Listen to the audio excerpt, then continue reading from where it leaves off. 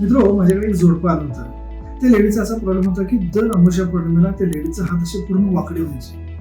आणि बत्तीसला एक नवनाथांचं मंदिर आहे, त्या मंदिरात गेल्यानंतरच त्या लेडीचा हात सरळ व्हायचे.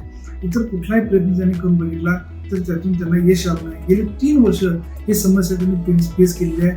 अनेक डॉक्टरांची त्यांनी ट्रीटमेंट घेतली, पण ते हात अमावस्या पौर्णिमेला वाकडे व्हायचेच आणि विशिष्ट मंदिरामध्ये गेल्यानंतर ते सरळ व्हायचं. तर कुणी माझा रेफरन्स दिला. माझ्याकडे आल्यानंतर मला पण प्रश्न होता की हात वाकडं कशामुळे होत आहे. आणि त्यांना हिप्नोटाईज केलं. हिप्नोटिझमच्या अवस्थेमध्ये ते ट्रॉमा जाणून घेण्याचा प्रयत्न केला. त्या लेडीजने हिप्नोटिझमच्या अवस्थेमध्ये सांगितलं की ती घरामध्ये असताना त्यांच्या दिरानं त्याच्या बेडरूममध्ये जाऊन आत्महत्या केली होती, फास लावून घेतला होता. आणि त्यानं फास लावून घेतलेलं त्या लेडीजनं सगळ्यात पहिल्यांदा तिनं बघितलं आणि त्याचा मानसिक धक्का तिला बसला.